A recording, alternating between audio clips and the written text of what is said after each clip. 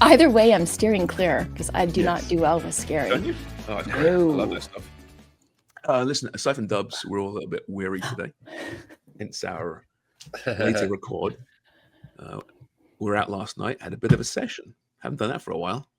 Now I know why. We will be joined, though, in 15 minutes by Ben Fisk of Vancouver FC to talk about the trials and tribulations of the big match this past week. And then later today, Asa Rehman and his sidekick, Colin Miller. Although I think Asa is more Colin's sidekick. Let's ask them what they prefer. Yeah. Right? 60 caps for your country. You have sidekicks. Maybe he's a psychic. Or a psychic. Yeah. They're both legends. I always Craig is my sidekick. It's a weird dynamic. No. You are Craig's sidekick. He's your hetero life partner. But yeah, so we're here. Jimmy's not here. Thank God. He's probably as bad as he must be worse than us, actually. I think he was the most inebriated, I would argue. Yeah. Based on the photos I saw, I would agree. Is one of his mic okay? It sounds very quiet. I don't know. Can you hear it? Is it closer now? Yeah, I can. Maybe it's my. It's good. No. I was on. Is that better? Yeah, maybe a little bit. Yeah, it's fine. It's fine. We here at just lowered your voice, though. It's important to check our mics whilst we are recording, so that you can be a part of the technical process. You're so fortunate to have us and our professionalism. Rip roaring. So we're out last night at a couple of parties, Sirius XM, because we're now part of the family. We're now part of the family, and we look forward to this relationship taking us to great riches. I was talking to someone last night, and there's a famous podcast called Who's Your Daddy? And she just signed a deal worth 100 million. So I expect maybe not 100 million, but at least 50 million bucks. Yeah, not the million part. It's $50, but we're excited about that fantastic event last night. It was so much fun. And in the same building downtown, we're invited to the Adidas FIFA Canada official ball unveiling, which is amazing as well. The what's it called? The Trionda, they call it. And it was pretty cool, right? This event and this hologram presentation. But I must apologize to whoever I was talking to when I said, man, that's an amazing Holocaust. Oh, no. Yeah, I did. And then caught myself, no, that's not what this is. No, that's not the right This word. is a hologram. But yeah, great presentation, eh? And the ball, what are you laughing at? You would say Holocaust. It's not right. It came out all wrong. There's the ball. There's the ball. It's a small ball, apparently. It is. Tiny Forrest, put your pants back on. Yeah, we're going to insert that in Craig's baguette and see what happens. Yeah, that'll even them out. A ball drop. I went, pardon? So the Trionda, ball drop there's connected ball technology within this ball. It's a 4-panel construction. Deep seams and debossed lines improve in-flight stability and control. Craig saw it straight away and grabbed it as a goalkeeper would and goes, I like the feel of this. You like that ball, right, Craig? Yeah, it's well, it feels okay. I mean, obviously whacking it around would be a little bit different, but it's kind of ribbed.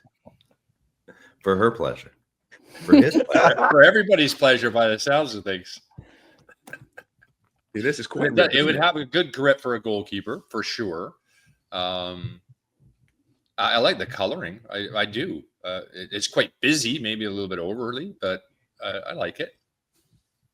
Well, there's Canada. They had all the balls from all the World Cups right up, every Adidas ball. Like that was quite fascinating to see. And I'm going to try and I got a video of that, actually, all the balls. I do too. So we'll put that on our social, and we can start sharing all our social. I did it this morning on my feed, I think. Oh, so check it out. Yeah, you it's on our Instagram. And earlier this week, they teased it on as part of the Sphere in Vegas, right? They did like the same thing. Oh, yes, I saw that. Obviously, without the final reveal, which happened yesterday. But they did the same thing where they sort of ran the gamut from, the original ball all the way up to the most recent one.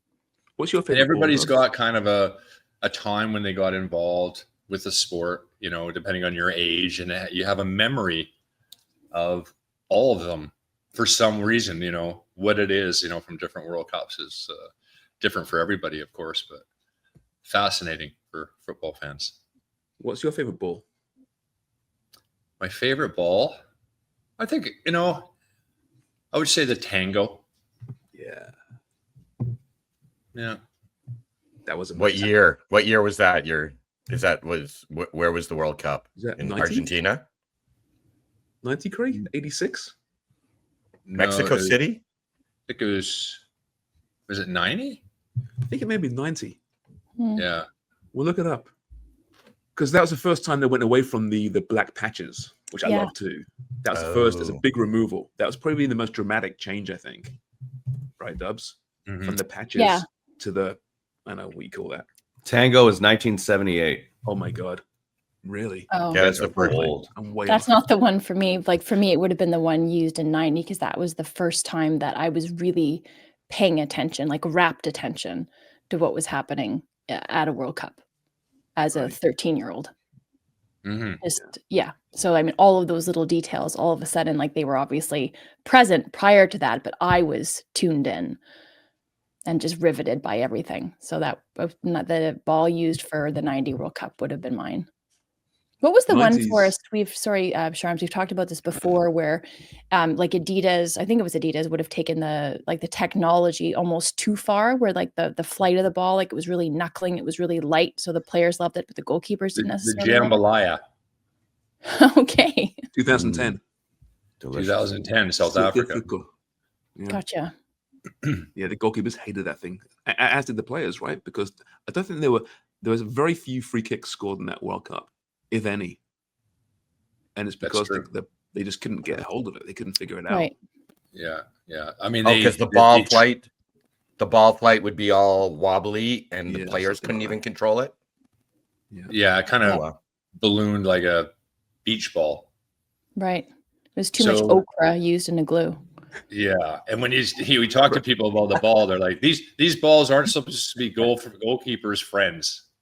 Like they're trying to make it really difficult and be able to put more bend on it and more movement, but have some control. So it'll be interesting to see what the feedback is on it. It was also the first colorful ball, wasn't it? The jambalaya. Jambalani, wasn't it? Jambalani? No, can we just call it jambalaya, please? Jambalaya. Jambalaya. It was the most colorful. Like a jambalaya. Right? Jambalaya. Love it. But yeah, so it was the most colorful one, but then this one's really colorful. And of course, people are hating that. I don't mind it. I quite like it. Jabulani, it was called. Jabalani. Right. Yeah. Right, and JC, you were holding up the mini version of the ball, the replica. And no, this is the official one that they're using for every game. Yeah, FIFA's changing the ball. I just have really big hands. Right, but you were talking about the different panels and how they represented something different. The maple leaf for Canada, the stars for down south, and then even further down south, there's this something. What is that? Mexico? Palms. Oh no, it's an eagle. Oh yeah, so it is cool. Oh yeah, cool. And That's also they're neat. all kind of in hockey stick shapes, which I'm sure was just accidental. Yeah, I'm taking that as Or their their Canada. feet, their foots Club foot. kicking. Oh god, Montreal Club Montreal. feet. It's a little shout out to CF Montreal. Mm-hmm. That's nice. That was subtle. I like that. But yeah, it was it's going to be a tough show today, isn't it? But yeah, it was pretty good.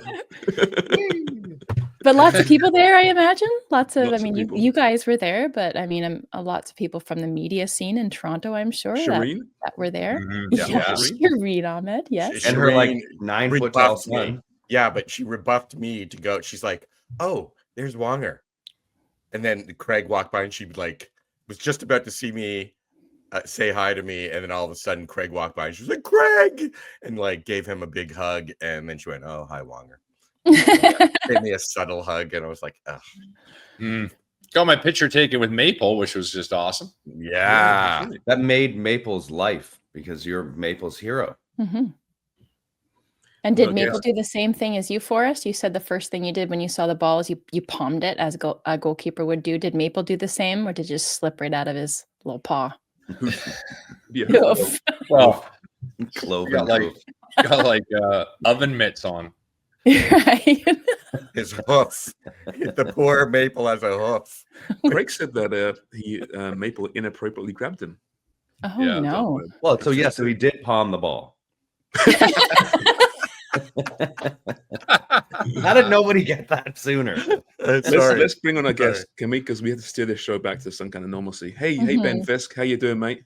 Hey guys, great. It's been a crazy week out west here. It's awesome to be on. As early as it is out there for you right now, I can guarantee you that we feel worse. Do we have a good night to talk about? Or? Yeah, we're at the official ball launch. Oh, love it! And with also Adidas there. same night, Sirius XM event as well. So we're going to let you and Dubs basically carry this conversation. Feeling a little tender? A little bit. Yeah. Fragile. Yeah. Fragile, Ben. Thanks for the invite. Jeez, I could have flown out for that. I'm retired now. Listen, it's a lot easier to get on a little bender. Well, you were busy. You were busy this week. Bender. Right? A pretty massive moment in Canadian soccer. The first 604 derby. Vancouver FC, of which, of course, you are once upon a time a part of, but now director of partnerships with. And of course, the Whitecaps. Now, let me ask you, be honest here. Is that the best 4-2 loss ever? It's gotta be, yeah. Oh my God, yeah. Well, leading up to the game, like I'm working on a lot of our marketing now as well, and it's like, there's just a plethora of storylines to pick from, right? We've got all our young bucks that have come through their system and, are now getting professional minutes with us at VFC. We've got, there was a brother playing on each team, Ralph Priso and Hugo Mbongo. There's obviously the Martin Nash, Steve Nash connection. The storylines are kind of endless. But, at the end of the day, the players write it up themselves on the field, and seeing it, a young guy like Tierno Boss step up, 21 years old, ex-Whitecap, Whitecaps 2 player to come and, put on a performance like that. It's pretty incredible. And it just, lends credibility to everything we're trying to do at VFC, building the future of Canadian soccer. So, yeah, I still got goosebumps talking about it, honestly. How was the vibe post-match? I mean, okay, yeah, you lost, but you got to the final of the Canadian Championship. All eyes in the Canadian soccer zeitgeist were on it. You got Thomas Muller, one of the biggest names in world football, on the pitch against your boys. I mean, I know a loss is a loss and you guys are competitive, but was it pretty positive? I think you have to be nothing but proud. But you did mention Mr. Muller there. He had some pretty cool comments leading up to the game about, I think it was along the lines of, I wish this game meant more to fans in Vancouver. Like, I wish they knew what a derby meant, and I wish that winning was expected with Vancouver sports fans. So that really struck a chord with me, because that's, I've kind of built a whole career with that chip on my shoulder, with that sort of mentality. So although he was our competitor on Wednesday night, I was like, oh, come on, man, I love that shit. So, so that was a special one, and obviously with the career here he's had, that was really cool. But yeah, I think, the way our guys went out, they were brave, they're gutsy, and we, refused to go down without a swing or two. So I think nothing but pride in what we're able to accomplish. And, now it's our job to use that as a springboard for 2026 and keep building. Were you a tad bit worried after the first 15 minutes? Oh, the first 5? Yeah, yeah, but again, like at the end of the day, if you told me a 4-2 scoreline post game, I think we'd all be pretty proud of that. Now, if you start thinking about how you actually get to that 4-2 scoreline, the fact that we were down 2-0 in 10 minutes just shows the balls that our guys have, right? On the biggest stage, biggest crowd most of them have played in front of in their careers. They went down swinging. So pretty incredible to watch. How has it been so far this year, Ben, to be kind of on the outside looking in, part of that organization, obviously no longer a player, but navigating where you get the highs, first CPL team to make it to a final, as you said, something to be immensely proud of, but then at the same time struggling in Canadian Premier League season. So how has it been to kind of reconcile those two things happening? Yeah, I mean, I've really tried to like separate myself from it, from the player lens, and really, again, trying to focus on the storylines that we can tell marketing wise, and to grow the brand. But yeah, I mean, it's a proper underdog story, right? Last place in the league, and sorry guys, that's my puppy. In the Good background. timing for the word That's right. underdog, Yeah. really. Underdog, you didn't like that. Yeah, he's like, come on, Dad, we're swinging. Yeah, no, I think you can't really write a better storyline, right? Last place in the league, obviously, it's been a really tough year for the guys on the field, and I've played with a lot of them last season, so I was right there with them in my heart. But to see what they've done in the last month, and it hasn't just been in the Can Champ, right? We've won 2 in a row at home now, heading into the game. Like you can really see a fire burning in that group. And I again was just so proud of them with the way they carried themselves on Wednesday night. I don't want to talk about just the loss to Vancouver. What was it like beating Ottawa on the back, the head-to-head 2-game match, the 2 legs? It was pretty epic. The first leg for sure at home. We actually hadn't had a win at home this season until that game. And that it was electric. It was like, you could see Nash's game plan, essentially work to a T, right?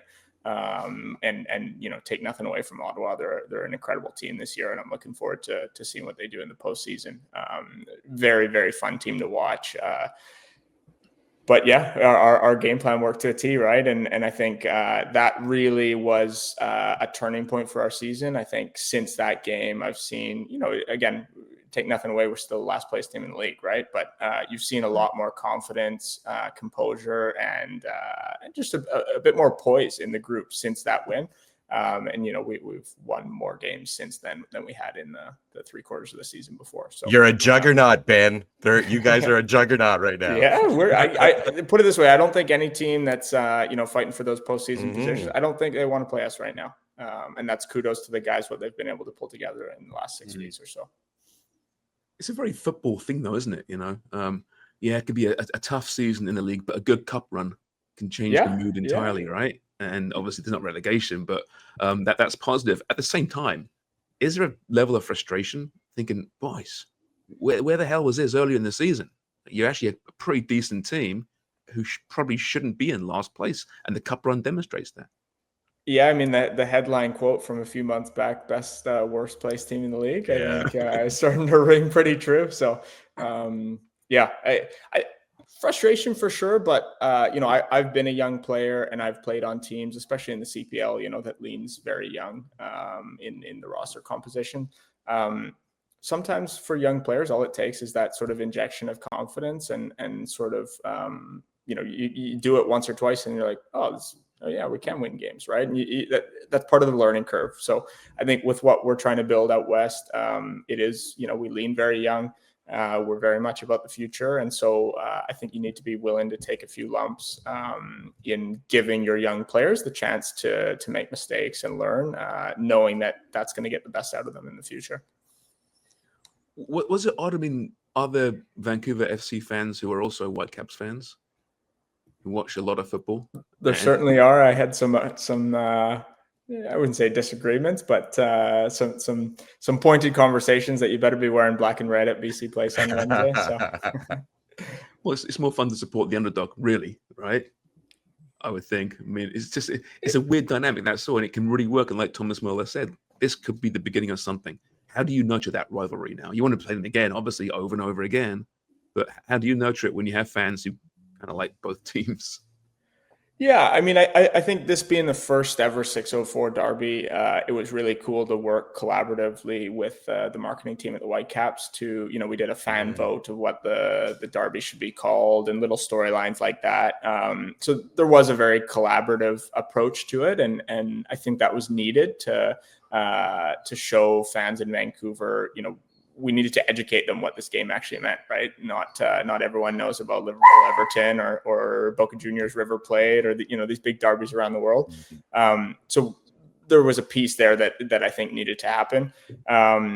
But, moving on from this, I think we need to build it as a real derby, right? And we showed that our guys can compete, way above their pay grade, really, on the pitch against them and put in a very, admirable performance. And now I think we need to paint that David versus Goliath story, but more as a rivalry than as celebrating the moment for soccer in Vancouver, right? So I think as the CPL grows and as Vancouver FC grows and we get closer to what, Whitecaps and the MLS are, I think we can, lean into it a little bit more and add some showmanship to the derby that way. Were you in agreement with the winner for the results of the derby name? You know what? I did the pregame show with Asa Rehman and Colin Miller there, and they asked me the same question, and I had a pretty diplomatic answer. But I've since thought about it. No, I think it's a bit boring. I think we could have gone. I think we could have gone something a little different. I liked Black and Blue Derby. I thought was kind of cool. Fighters chants kind of vibe, right? And leaving it all on the field. So I think that's the one I've since thought about, but. At the end of the day, the fans should own it. I think they're the ones that really create the passion and the heart behind the rivalry. So 604 is what they chose. That's what we're on with. Did this type of competition and the derby and everything that it kind of brought up for you, did that bring a clarity about how to market Vancouver FC?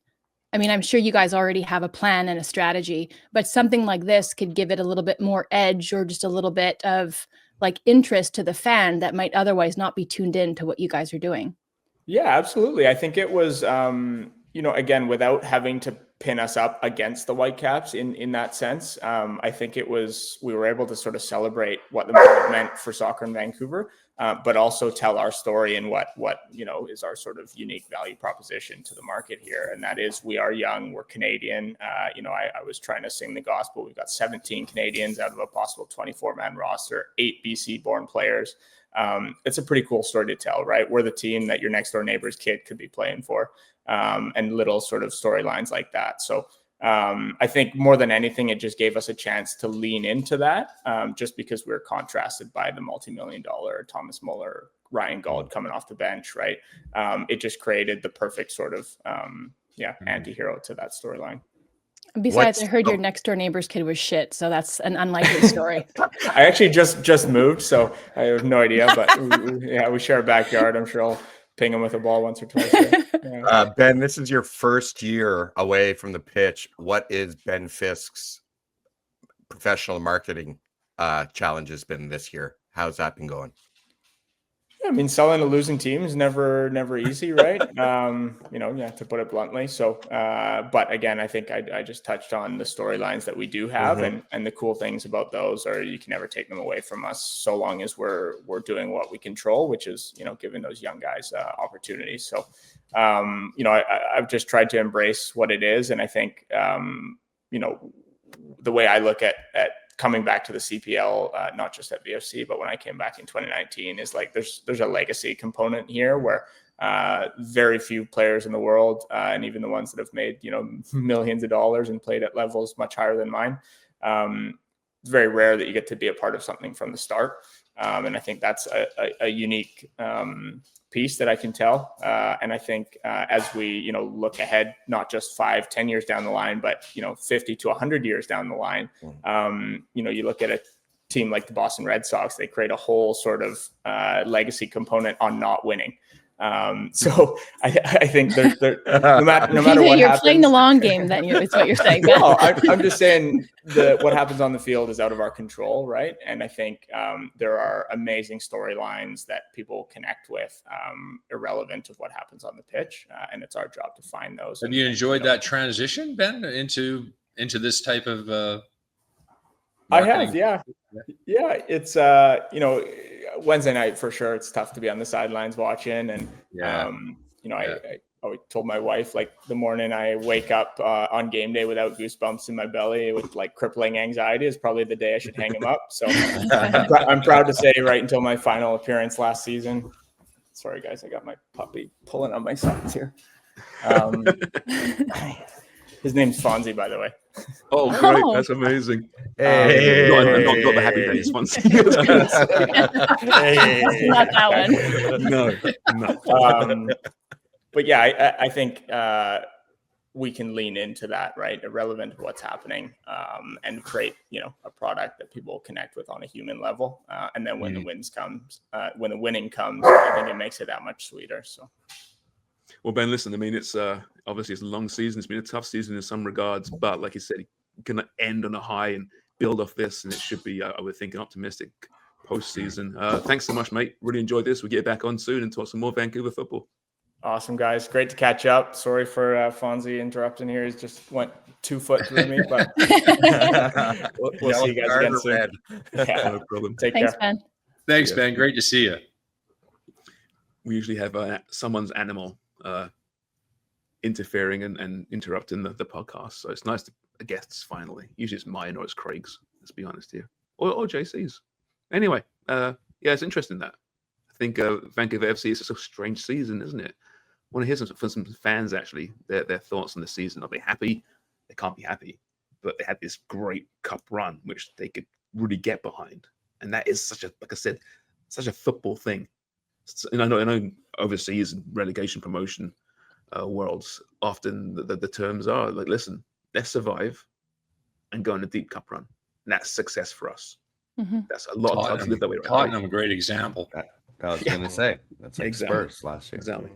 But this could prove to be like a touchstone for them moving forward, like Ben talking about projecting forward 50 years or 100 years. Like this year, making it to the cup final, the first ever CPL team to do it, like that could be a reference point and something that fans latch onto and refer back to. Like that's something huge for their really young history. Dubs, what is a touchstone? Because last time we learned about a keystone. Yeah, that's right. It's maybe where JC was when he was looking for the cemetery. Oh no, he was being sedentary.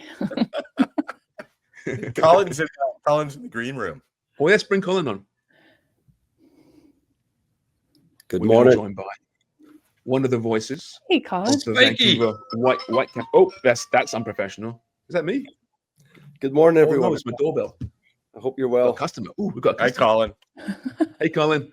How you doing, Hey, mate? Colin, you don't look that bad. You said you were going to look like a bag of shit, but you actually don't. Yeah. I've been up since 5:30 trying to make myself look like this. So you can have a face only a mother could love at this stage. It's great to be back. Great to be back on the show. One of the voices of the Whitecaps, along with Asa Rehman, who will be joining us as well very, very soon. Colin, so another championship for Vancouver for the Whitecaps. Getting a bit boring now, isn't it? Blasé now, isn't it? Actually, it's fantastic. It's like waiting for a bus in Scotland. 1 minute there's none, all of a sudden 4 turn up. So it's fabulous and very well deserved, guys. As what a season the Whitecaps have had.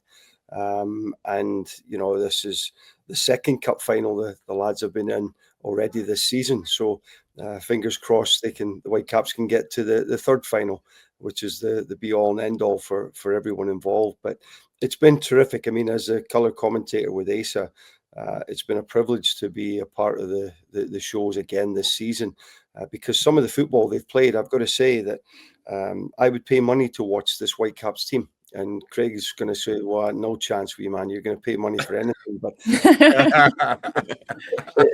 they have genuinely been very, very exciting to watch. The wingers that we have, Brian White, consistently scoring goals. And when you think of all the difficulties that they've had this season, the Whitecaps, with the injuries and players suspended, whatever, the young guys that have come in have just absolutely never skipped a beat, which has made it even more surprising, with the greatest respect, because some of these players have come in with very, very little professional experience. I mean, Tate Johnson at left fullback has just come from the university system right into playing for the Vancouver Whitecaps for the most part of the season. I mean, and we've lost some really, really big pieces this season. And it just speaks even more volumes to the guys that have stepped in. How much do you think that has to do? Oh, sorry, go ahead, Dubs. Are you sure? Yeah. Okay. I was going to ask about Sorensen and how much I think that we were speaking about him initially, just like the way that the team kind of transitioned from the Sartini era to the Sorensen era, and how it just seemed to be a really good fit and how everybody bought in. But then it's not really been the narrative of late despite all the success. So how much do you think, especially what you're talking about with the youth and these players showing up, playing big and sustaining it, making it consistent, has to do with the way that Sorensen kind of has established his philosophy and kind of shepherded these young talents along? Yeah, it's a great point, Amy. I think the fact that I also think Vanni Sartini deserves a bit of credit as well, because he gave some young guys an opportunity, and he was very much involved with the MLS2 team. There's a real cohesion there between the two groups. But Jesper Sorensen has come in, and you guys know yourself that when a new manager comes in, there's generally a kick on. Hopefully there's a new one soon at Rangers, so we do kick on at some point here. But yeah, don't get me started. But it's that kick on has lasted the entire season. There's no messing about. He's very personable, very, as you could imagine, coming from a high-end league in Europe. He's very professional about what he does.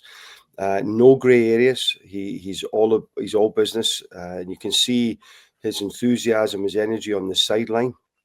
So he hasn't changed anything from Vanni Sartini's point of view. Vanni was a bit of a headbanger at times on the sideline, but Jesper is the same. Jesper is he's, for me, as an outsider looking in at times, and Asa might know a wee bit more than this because he can get to the training sessions a lot more regular than me, but the demands and the simplicity of how he wants the team to play, for me as a former manager and coach, is very refreshing to hear. You have some people who want to reinvent the game every single practice or every single game.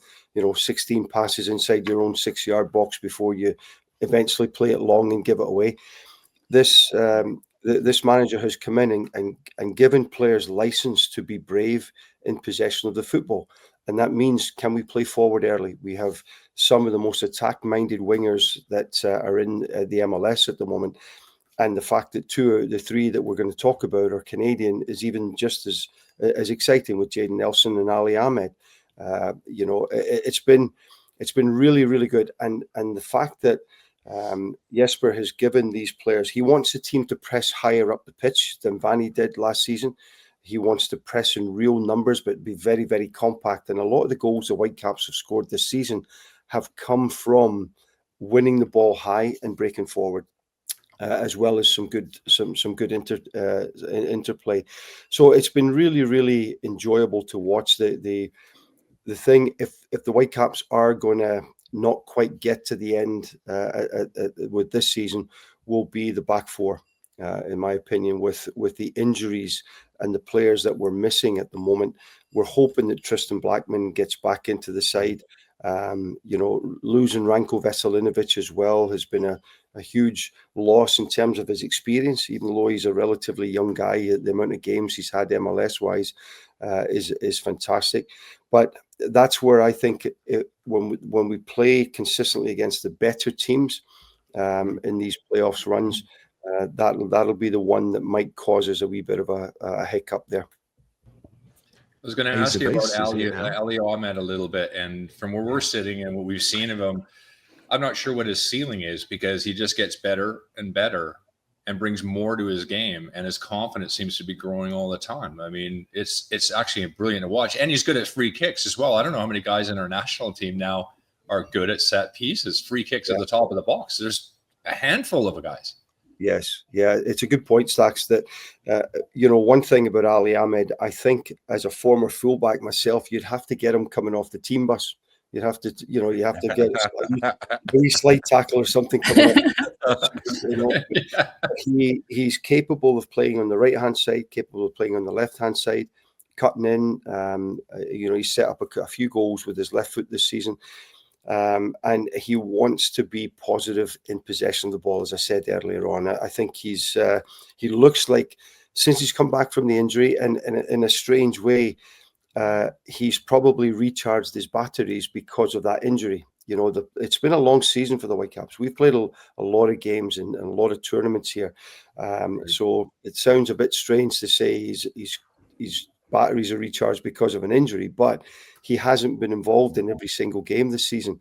Vanni Sartini, and Asa will correct me if I'm wrong here as usual, but Vanny said that he was the player in the Whitecaps squad who could play in one of the top 4 leagues in Europe.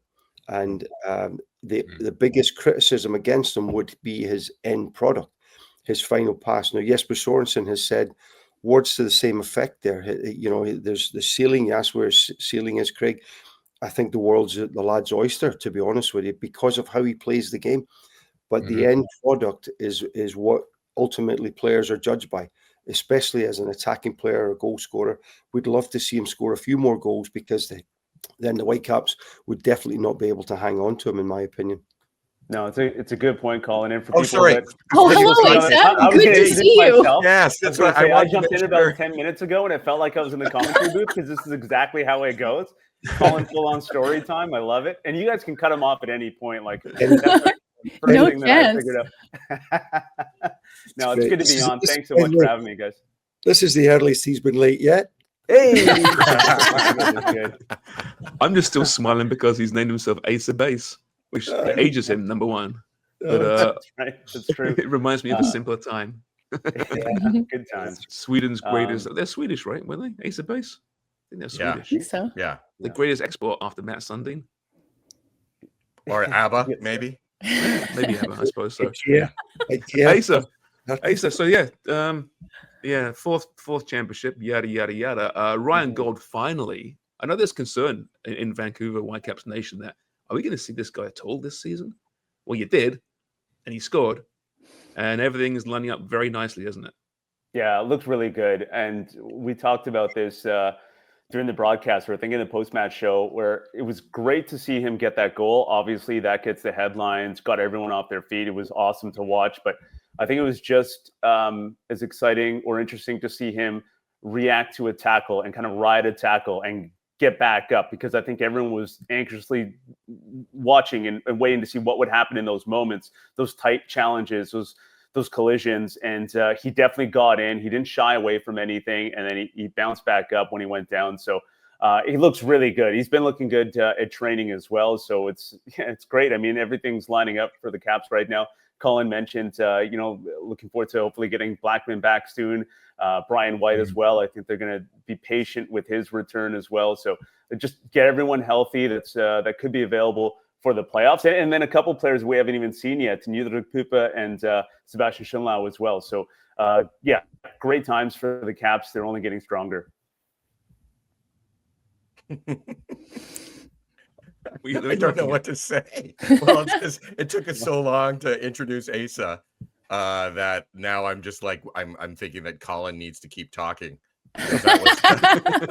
So whatever you want to talk about, Colin, are pretty good with it. I couldn't get a word in there. I couldn't get a word in there. Honestly, this is perfect though, because we were discussing before. We were at an event last night, which turned into a bit of a session. So the less we talk, the better, anyway. Yes. So I'm more than happy for you guys just to talk. What's it like working together?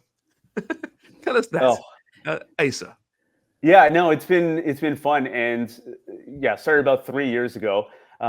This is good. I'm glad we're going down this road, because we talk about Whitecaps all the time, but the commentary side of things.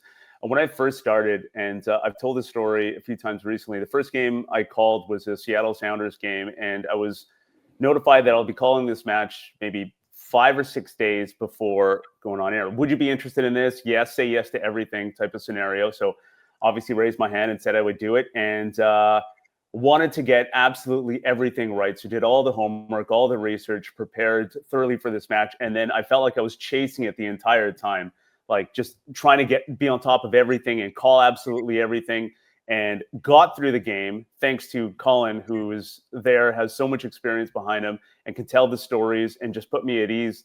But at the end of it, I was like, I don't know if embarrassed is the word, but I was definitely like feeling like it was a lot, and it was a lot more than I anticipated. But I also knew that every match after that would be better and get better, and leaned on Colin right after that and for every match since. And it's been really good to learn from him and work in the booth with him, because he's a pro, as you've seen. The guy's the best.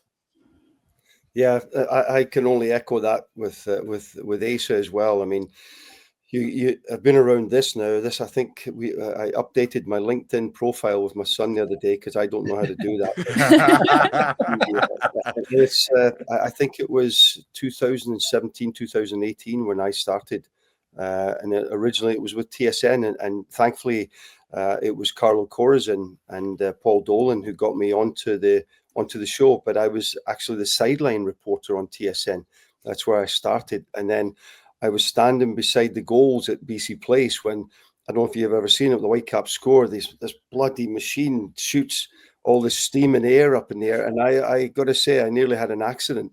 It was terrifying, absolutely terrifying. But I think like anything else, the experience you gain doing the shows and doing TV, doing radio, it's terrific, and I love it. If there was a full-time job somewhere doing it, I would jump at the chance. There's no question about it. I really, really enjoy doing it, and I've got to say that when Craig, you've been through it yourself, pal. You're talking about football. I'm not talking about something that I don't know about. It's been my life professionally since I was 17 years of age, and I'm 61 tomorrow. So it's been a long time. Hey, happy birthday. Thank Happy you. birthday. Yeah, geez, He says this every week, by the way, guys. There's a big strike in here, so you can't get any Guinness anywhere. So I'm just hoping somebody's got a can of Guinness somewhere. That would be great. But I think it's been great. Asa makes it very, very easy. He does his pre-game ritual with all the guests that he has arranged. I have the very easy job in terms of I just speak about football. Ace is the one who does all the work behind the scenes, and then I don't know how in the world he knows everybody's name when it comes game day. I've got the easy job. I do 3 reports on every team that we play against. So I learned this from Billy Davis when I was first team coach at Derby County in the English Premier League. Billy did 3 reports on the opposition that we would play the following week. I did the last report, and I had to be in the stadium. So I very seldom saw Derby play with first team because I would be watching Liverpool or Man United, whoever it was that we were playing the week before. So I work along those lines. So I'm always prepared. You have to be professional. You get found out if you're not in this line of work for sure. But it's me speaking about football, and that's me in my happy place. I mean, Craig has got a memory like an elephant. I mean, I couldn't tell you how I got down the stairs here this morning, but so my memory's not great. But I look at things, I watch things, and I get an opinion of things. I do 3 keys for every game for the Whitecaps on the website. And it's just from watching 21, 22 minutes of highlights. Those are the 3 keys that I base it on. And I'd like to think that those years of professional football and coaching and managing is the reason why I'm fairly accurate with some of the keys as well. But working with Asa has been a privilege, and there's a great connection, and you get a chemistry working with people that makes it all worthwhile. Just in case you forget, tomorrow's your birthday. Yeah, thank you, Amy. Thank you, Amy. I mentioned Amy, so you didn't need to remind me, but it's very. I wanted to ask you guys. I wanted to ask you guys just about Vancouver and the MLS standings. Rains a lot here. Oh, yeah, it does. You guys can't believe how dark and stormy it is. Right now, Minnesota, San Diego, and LAFC are the top, and Vancouver are the top 4 teams. Who is the biggest competitor? Because Sun coming on with Blonde, there's a real opportunity for LAFC. It looks like too. But who do you guys see being the main competitor for the Whitecaps? I'll quickly say it's LAFC is the most dangerous team. I think we talked about it. Yeah, when they signed Sun, and I mentioned how I was excited to see the pairing between Son and Denny Bwanga. Now I'm terrified to see the pairing of Denny Bwanga and Son if these 2 teams match up in the playoffs, because they're so dangerous. It's definitely, I think, the scariest team in the West outside of the Vancouver Whitecaps. But we've talked about this before. I think that defensively, the Whitecaps are probably the toughest team to break down when they've got their guys in place, Tristan Blackman in particular. So I think it'll be a great matchup for the neutral. I think that's the one that, I think everyone will want to see. The league will probably want to see as well. Yeah. Sorry, Colin. I was going to say the Tierno Ba goal, kind of against the run of play. Is that something that even in MLS that the Whitecaps are going to have to be on a lookout for? That's the way teams are going to try to hit against them, right? Especially a team like LAFC. Well, I think it's a great point. I said that when I watched the highlights when I went home. I actually said to the commander, she was sitting watching the game with me there. And You call your wife the commander? Yeah. Or the little Good general. man. Yeah, there's lots of names that I call her, but little princess as well. Things like that. I get myself in a bit of bother, but and I said that could be our downfall right there. Is that little ball down in between fullback and centre back, and the ball played over the top. I wouldn't say we necessarily keep a very high line, but we're that space. You very seldom see teams actually playing that way. A lot of the games nowadays are played in front of a back four, and it becomes very easy to defend. But that one there, I thought, and by the way, what a great finish and great run from Ba as well from Vancouver FC the other night. But that's the area where, as I said before, it causes me a wee bit of concern. And it's no disrespect to the lads that are in there, Laborda and Bilal Halbouni that played. Bilal has played very well since he's come into the Whitecaps first team. He's a young lad. But now we're getting to the tickly bit of the season here. I think experience will come through, and hopefully, as Asa said, we get Tristan Blackman back here fit, or one of the foreign lads that we've signed just before the transfer window there. But they both come back with a little bit of an injury there, and my understanding is it's in one of the cases it's day to day, Asa, isn't it? Yeah, I think Pupa's really close to returning. And then Ralph Priso is another one that's kind of slotted in well in that center back spot. So we'll see if they utilize him a little bit more going forward. But yeah, going back to that Ba goal, it takes like that perfect pass as well to be played through, because there have been teams that have tried to go over the top and be a little bit more direct. And Yohei Takaoka is so good at reading them as well as that like sweeper keeper. So maybe that is the way through that early ball over the top. But I think the Caps set up defensively in a way that it makes that tough as well.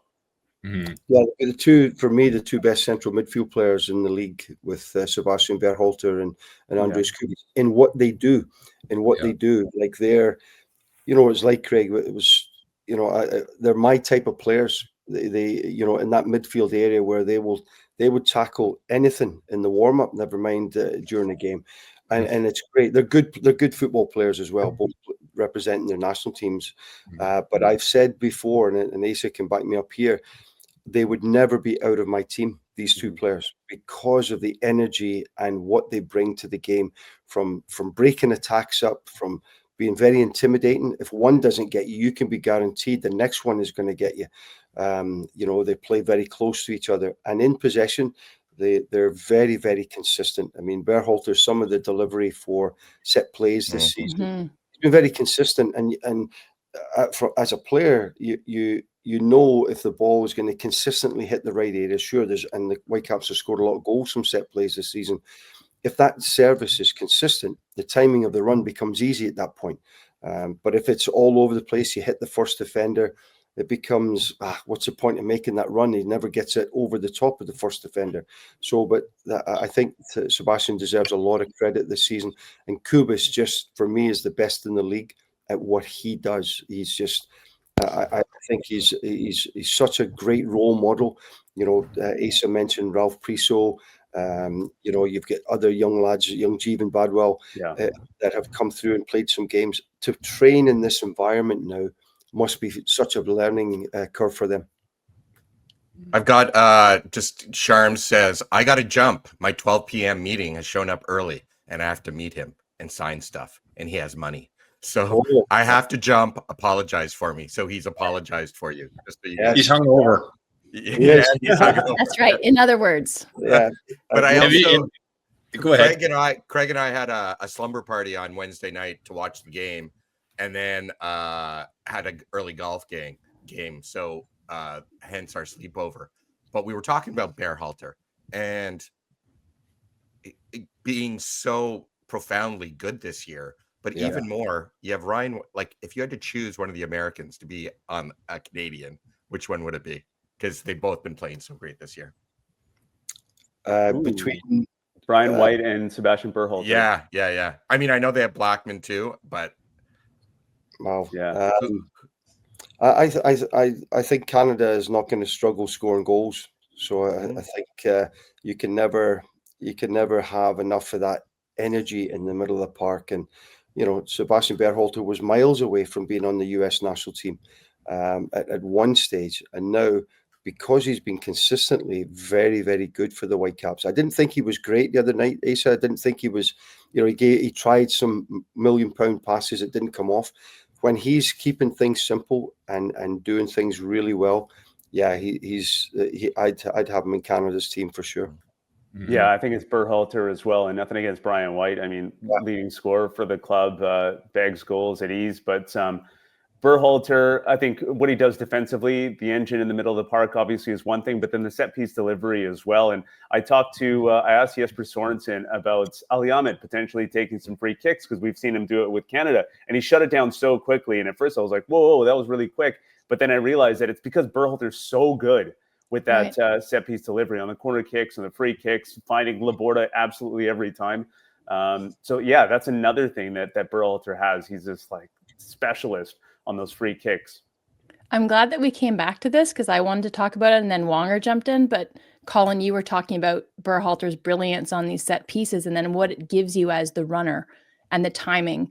And there's a rhythm of the play in open play and how everybody's working together and how you're connected and the fluidity within that. But then there's also a certain rhythm to the dead balls. And if you don't have somebody who's delivering consistent service, it's very difficult as somebody playing your role, understanding whether you're making a near post run or a far post, you're setting a pick, whatever it is, you're occupying space around the goalkeeper. It's really hard to execute your job properly if that service isn't consistently good, because you don't know what to expect. Yeah. So, I mean, that's what it lends to it as well, to the way that this team just keeps ticking along. It's that element as well.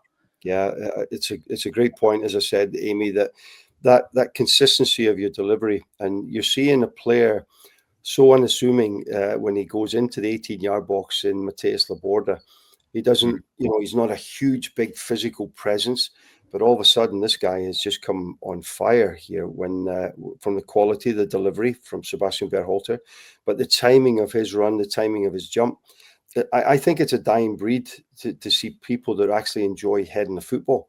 And it's such a skill. It's such a skill. And I think he has been, Mateus Laborda has been easily, for me, Ace, I don't know what you think, but easily for me, his best season for the Vancouver Whitecaps. And he's played at fullback, started away at right back, and then he's gone to left back when Big Sam got picked up his injury. And then Tate Johnson got his run. But he has been so good, so consistent this season. And the timing of his runs, the quality of his headers inside the 18-yard box, it just seems like the unexpected is there. And I know the Whitecaps work very hard on their set plays, and you can see the benefits of that now with the timing of people's runs. The quality of the delivery has been first class. We haven't talked about the effect of Thomas Muller yet.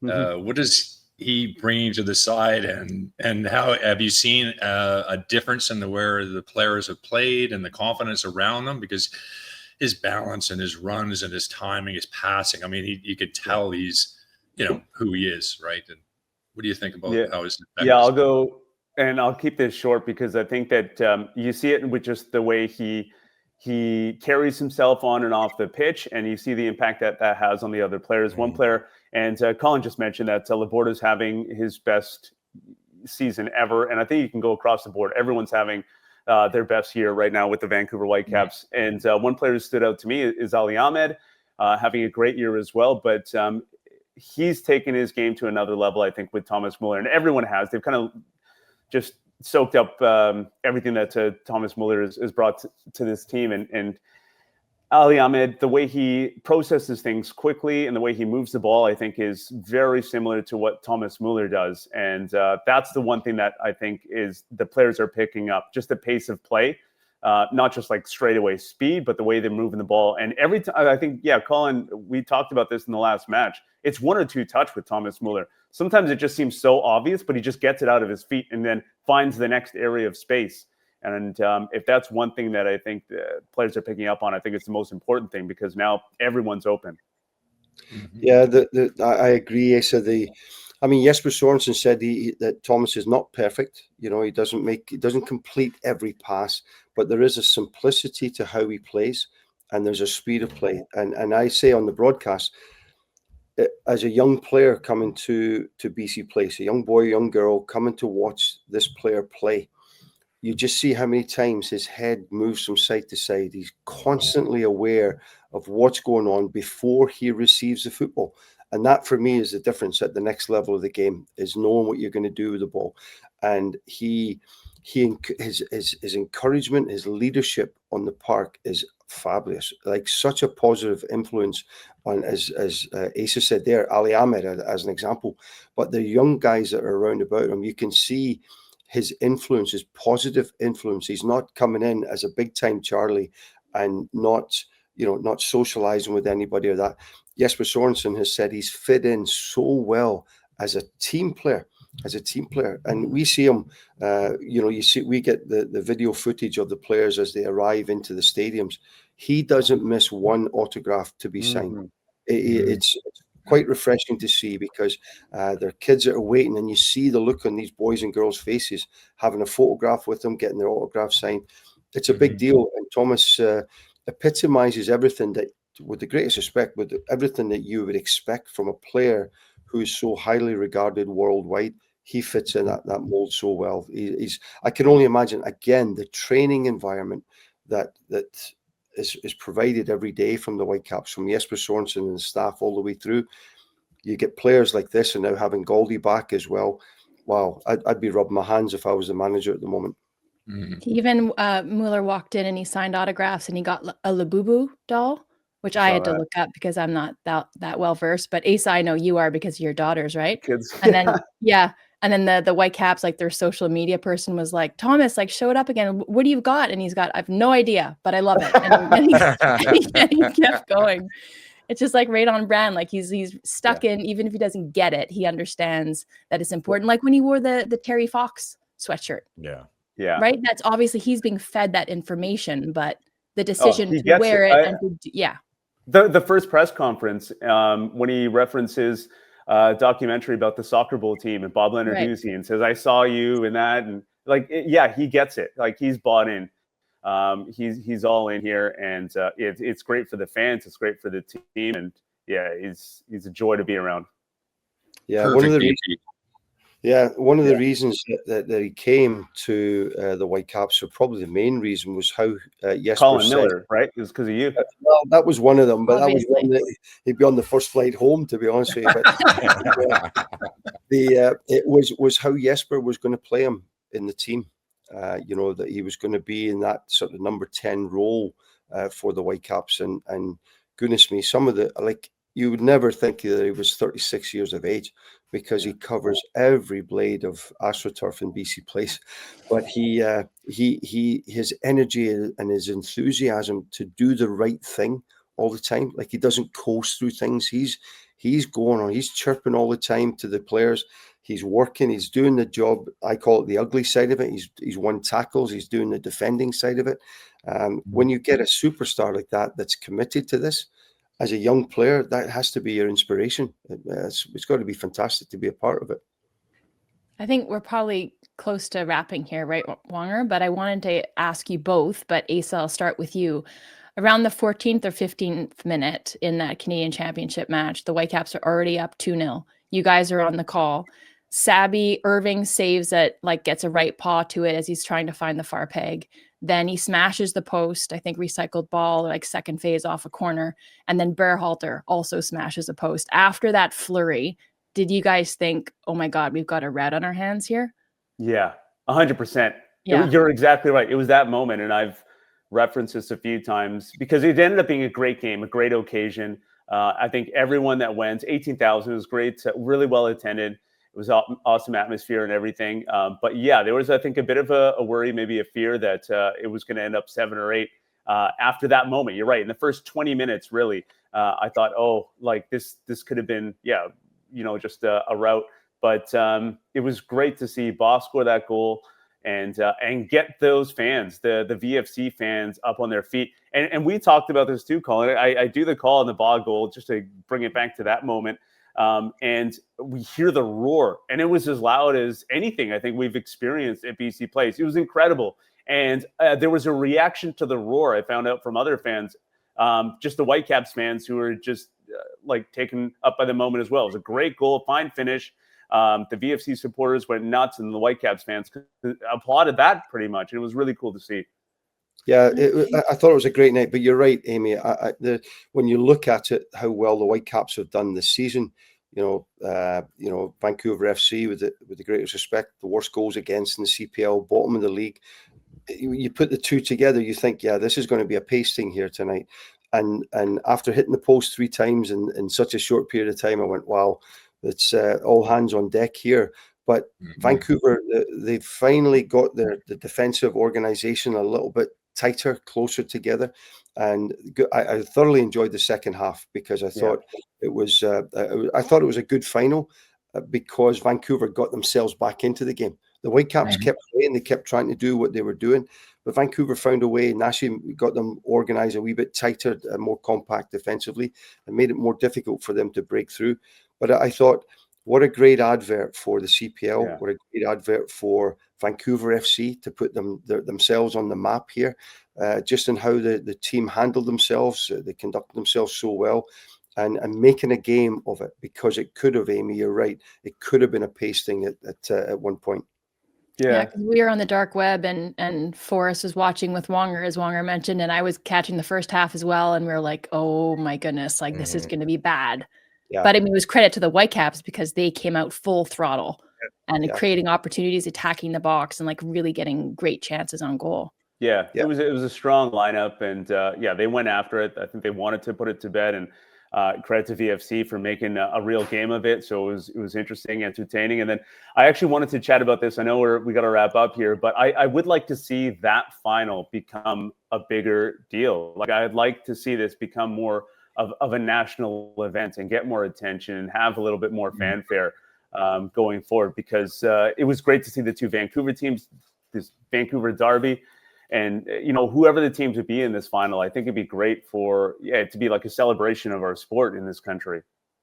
We asked Ben because he said they pulled their fans to see what the best derby name was, and I know that he said you guys asked him about it on your pregame show or something. So what did you guys conclude? What's your favorite? Is it the one that how it's thusly named now? What is it? 604 Derby?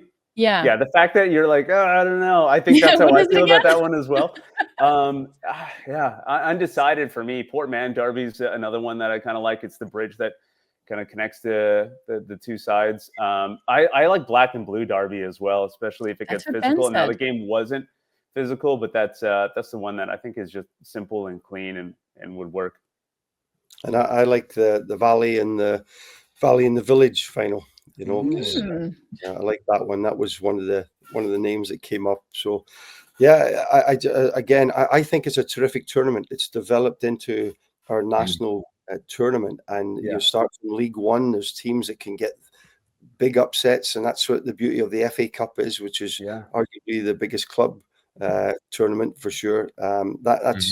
That's terrific, and the potential for an upset is always there, and especially a one-off game or that. So I love it all the way through. These Division 1 clubs, League 1 clubs coming all the way through, and then the CPL as well. That knocking off MLS teams, and that I think it's great. We almost did it with FC Edmonton many years ago when with Montreal. We beat them in Edmonton, then we're robbed. Asa's heard this 100 million times, but robbed in Montreal with a very poor decision from the referee. They gave a penalty away in the 97th minute, or else I think we would have played Toronto in the final. So it just shows you the capability of an upset, the capability of the big gun getting knocked off. I think it's I love it. I really do. I think it's a good tournament. And the most important question as we conclude here, you guys, thank you for joining us, you, the legendary commentary duo that you are. Colin, are you Asa's sidekick or is Asa your sidekick? Oh, I'm his sidekick. He does all the stuff. I get the easy part of it. I get the easy part of it. No, Colin's the guy. He's been the guy, and yeah, he's a joy to work with. So I don't know, 2 Batmans, does that work? Yeah, or the one that Wonger likes is the Spider-Man. Spider-Man. Two Spider-Mans, each other. Yeah. And speaking of 2, one of our friends, Carrie Ryan, did a picture of Asa. Asa's been cheering off, like, "Hey, let's pack this house, pack BC Place." And there's a picture of Asa's head on a guy with a sandwich board, and I've been trying to find it so we can share it. I will. It's later, not Photoshop. That's actually Asa. Asa got the bell. Come on. I should do it. Yeah. Are we gonna wrap? I think we're good. Yeah. Cool. Thanks a lot, fellas. Yeah, Yeah, I appreciate it. Loved it. Anytime, guys. That was great. Thanks so much. Yeah. And again, we forgot to say like, subscribe, follow at the beginning of the show, but we'll do it now, especially with the 2 favorites here in Colin and Asa. So that's it for us, Footy Prime for this week. So catch us on Monday, and cheers for watching and listening. Thanks, everybody. Okay, guys, we're going to start in 3, 2, 1.